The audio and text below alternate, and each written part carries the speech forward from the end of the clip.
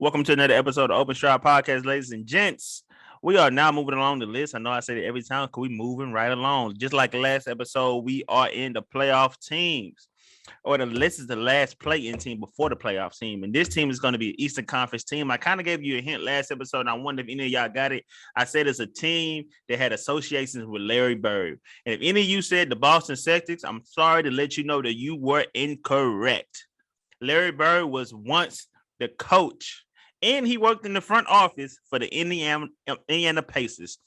So if you didn't know that, now you know. He actually was working with the team that drafted Paul George before he left and went out west. If you didn't, well, not out west, he went to OKC, then he went out west. But yeah, if you didn't know that, that's a fun fact for all you young folks out there that think you know sports. When you're talking to Uncle Matt, you better know your history because I'm gonna get on your butt. So this Eastern Conference team is gonna be my man FaZe. So I'm not gonna say anything else. FaZe is on you. Yeah, we got the Indiana Pacers right here, which is an interesting team, but we got to keep it traditional. Do you know any Indiana Pacers fans? I honestly don't. I don't think so. If I forgot you, I'm sorry, but I just don't. I don't. I know I have friends that are from Indiana, but none of them claim the Pacers. So, no, I don't know any Indiana Pacers fans. I know it's kind of tradition that I give like a funny, like a little story, like I gave my last episode by Aaron Beasley story. I have a funny story about the Indiana Pacers. I'm gonna let you get into it. So when Melo was with the Knicks, and the year that LeBron should have won unanimous MVP, but Melo got one vote. You remember that year? It probably broke your heart. LeBron was supposed to be the first. Well, LeBron, Michael, Shaq, one of them should have been the first unanimous MVP before Curry. No disrespect to Curry, but Curry just shouldn't have been the first unanimous MVP. I'm sorry. You're a Curry hater. Anyways, okay. So you think LeBron shouldn't have been the first unanimous MVP? Yeah, he should have. I think Michael could have had one too. Exactly. So I'm saying Curry shouldn't have been the first one. That's all I'm saying. Okay. So whatever. So that year, I was high on the Knicks. I hate the Knicks. But when Melo got there, I cheered for the Knicks. I tolerated the Knicks. So now, painting the picture, Melo's there, LeBron's in Miami, Melo's leading the Knicks to a good record this year. They was top 2, top 3 all season long in the Eastern Conference. They battled with Miami throughout the regular season. So they paint the picture. It's going to be the Knicks versus Miami in the conference finals. It's about to go down. I was ready. We got J.R. Smith.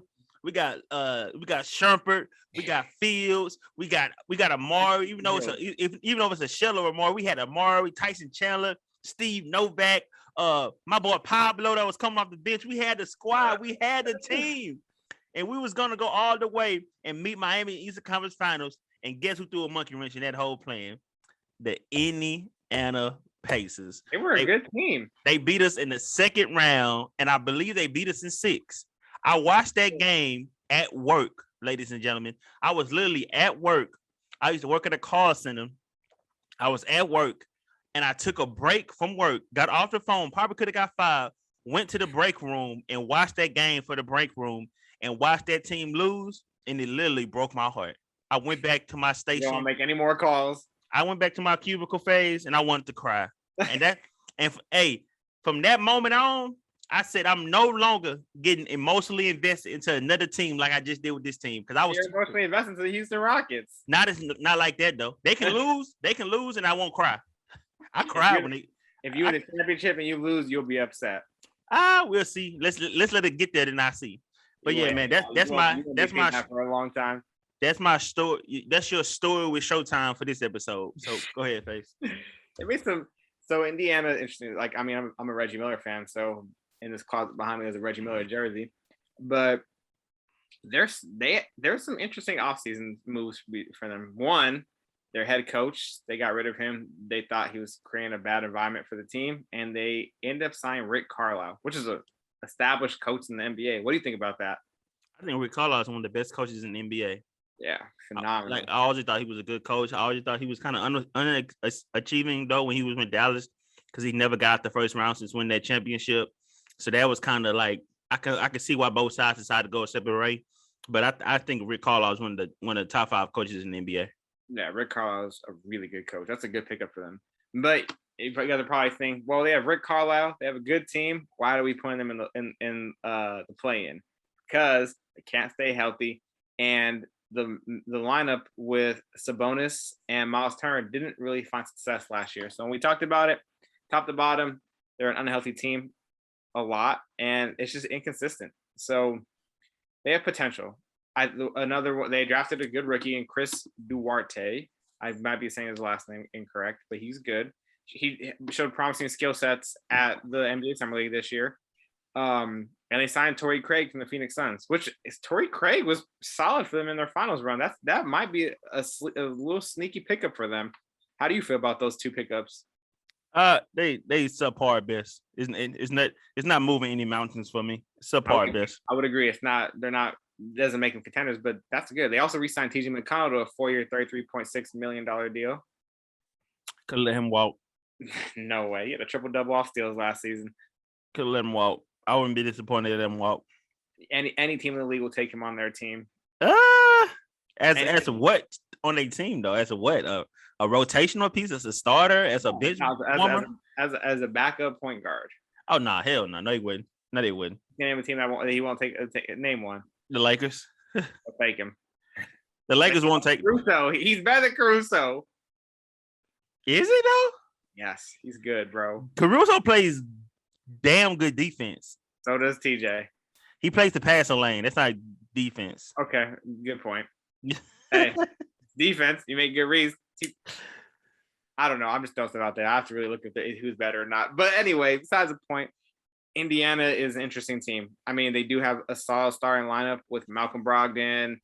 I can't get his name out. TJ Warren, Sabonis, Miles Turner, and Karis LeVert. Good starting five, but yeah, they did. Man, I was so upset that we didn't keep Karis LeVert when we traded for him. Didn't keep Jared. Didn't keep Karis. Yeah, I'm not sure what the Rockets were thinking. Rockets, I'm telling you now, I will come work for your front office. I would not. Go talk to your boy Raphael Stone. Go talk to GM Stone. Stone, listen to me. Fatita, listen to me. The owner. I'm letting you know I would come work in y'all front office and I would get us back in order. And y'all been going on the right track, and I'm proud of y'all. But it's certain decisions that y'all making is not sound decisions. So I'm sending my pitch to you right now, my elevator pitch. When you want to go back to the glory, to get back to the days where we were Clutch City, call me. I would get us back to the glory days. But if you still want to foul them around in mediocrity, then keep doing what you're doing. But I'm just letting you know, I'm the man that you need. You heard it here first, everybody. You heard it here first. It's a good starting five, though. It's not a bad starting five. No, it's not. It's not. Malcolm is good. Karis, yeah. TJ. I remember TJ was going crazy in the bubble that year. Yes, Bubba Warren. He's going stupid. And Sabonis and Miles. You think Sabonis could be in the All-Star this year? Yeah, he's really good. He can for sure. Yeah, I think that Miles Turner and him just don't seem to work well with each other in the starting lineup. I don't know what it is, and they're both good players. Yeah, their bench is not that good though. The only person I really have is Jeremy Lamb, TJ McConnell. Yeah, that's it.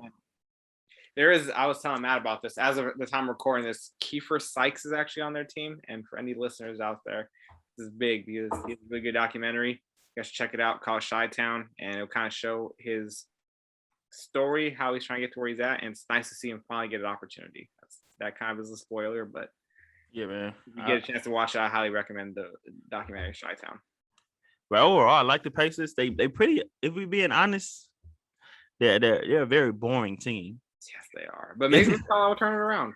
It's not really much excitement there. So wish them the best in everything they do, but it's not really much excitement there. But we do have them making a play-in tournament. So that's that shows how we feel about them overall. Cause I like Sabonis as a player. I really like Rick Carlisle as a coach. Karis LeVert, I feel like he can have a breakout season to maybe be an all-star this year.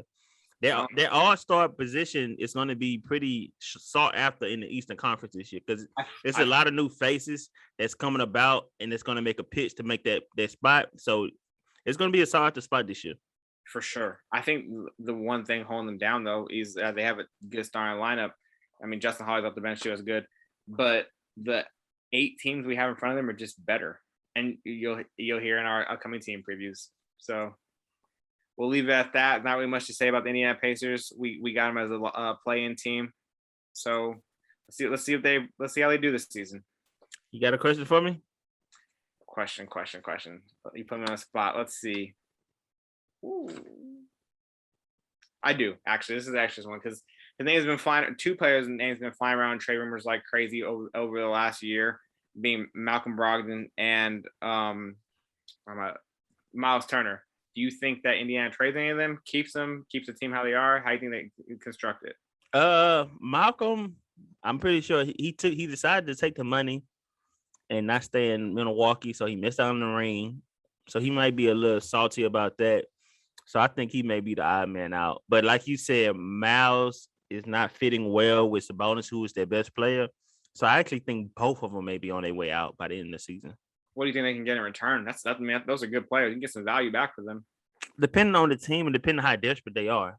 If it's a team that's trying to contend and that needs that piece, kind of like the Milwaukee Bucks needed Drew Holiday, you can probably get a good return on them. But if you're just trying to dump them, you're not going to really get much back from them, in my opinion. It just depends on the team and depends on the position, what the team is trying to do. Like Myles Garrett, like not Myles Garrett, but Miles Turner, the Brooklyn Nets could use him tremendously. Like he would be a key piece for them. But what do they really have to give up for him? The Clippers are the same way. They can use both Brogdon and Miles Turner. It'd be perfect place.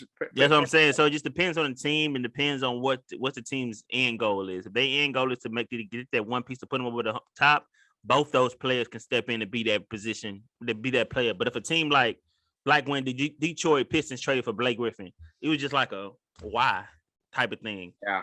So that's my main thing. So yeah. But yeah, man, that's it on our Pacers review. We got them finished in 17th, right? The last team to make the play-in tournament, or the first team to make the play-in tournament, because we got them finished at 17. So from this point on, ladies and gents, every team we say after this are teams we got in the top 8 of their conference. If they finish at that 7 or 8 spot, they are still part of the play-in tournament. Don't get it confused. They are still part of the play-in tournament, but they are the traditional top 8 teams that will make the playoffs if there was no play-in tournament. So every team from now on is a top 8 team. So stay tuned for these next couple of teams. This next team is a team I got a lot of flat for. So I can't wait till y'all hear this one. Stay tuned. Peace.